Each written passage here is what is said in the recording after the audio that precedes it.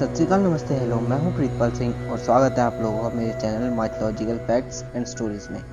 तो आज की वीडियो में आप लोग जानेंगे कि क्या महादेव ब्रह्मा या विष्णु का विनाश कर सकते हैं या नहीं। जानने के लिए इस वीडियो को अंत तक जरूर देखें। सो वीडियो स्टार्ट करने से पहले लेट्स रोल द इंट्रो।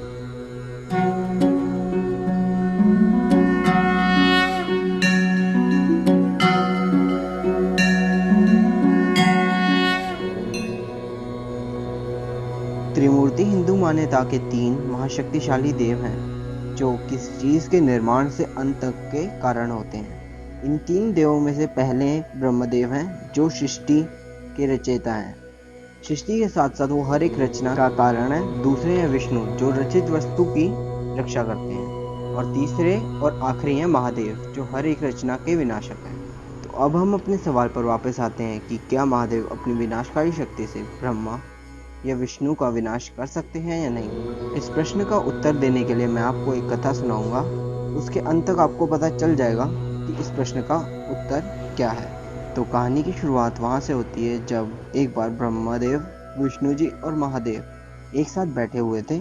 तब महादेव के मन में एक सवाल आया कि वह क्या अपनी विनाशक शक्ति से इन दोनों का अंत कर सकते हैं या नहीं, जिसके बारे में ब्रह्मदेव और विष्णु जी भी जान गए।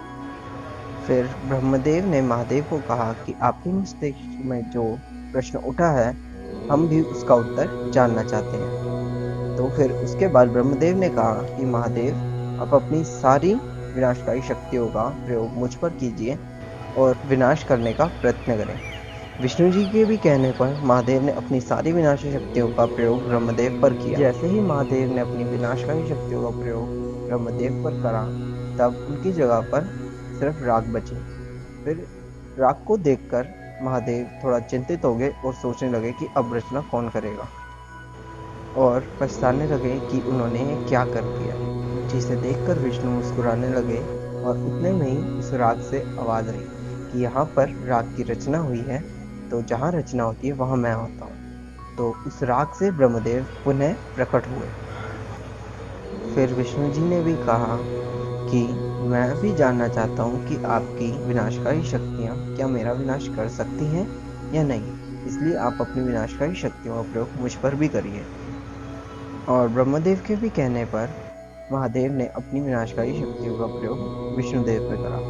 विष्णु जी पे जब महादेव ने अपनी विनाशकारी शक्तियों का प्रयोग करा तब उनकी जगह पर भी राख बची, परंतु राख से आवाज आई कि महादेव मैं अभी भी यही हूँ, कृपया अपनी शक्तियों का प्रयोग इस राख पे भी करें जब तक इसका हर एक कण का विनाश न हो जाए।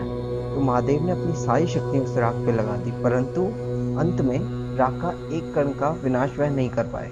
और जब वह रुके तो राख के एक कण से ही भगवान विष्णु पुनः प्रकट हो गए। फिर महादेव ने सोचा कि अगर मैं ही नहीं हूँगा तो रचना कैसी, और रचना नहीं है तो रक्षा कैसी। तो महादेव ने अपनी ही शक्तियों का प्रयोग अपने आप पे करा, और जैसे उन्होंने अपनी शक्तियों का प्रयोग अपने आप पे करा तो वह भस्म हो गए। भस्म होकर वहां पर राख ही बची, और जैसे ही महादेव राख में बदले तभी भगवान विष्णु और ब्रह्मदेव राख में तब्दील हो गए। तो जो महादेव सोच रहे थे वह सही था कि अगर वही नहीं रहेंगे तो रचना नहीं होगी, अगर रचना नहीं हुई तो रक्षा कैसे। फिर पूरी सृष्टि में अंधकार फैल गया, परंतु कुछ देर बाद राख में से आवाज आई कि यहाँ पे राख की रचना हुई है और जहाँ रचना होती है वहां मैं होता हूँ। फिर वहां से ब्रह्मदेव उन्हें प्रकट हुए। फिर आवाज आई कि जहाँ रचना होती है वहां उसकी सुरक्षा भी होगी, और जहाँ सुरक्षा होती है वहां मैं होता हूँ। उस राख में से पुनः भगवान विष्णु प्रकट हुए।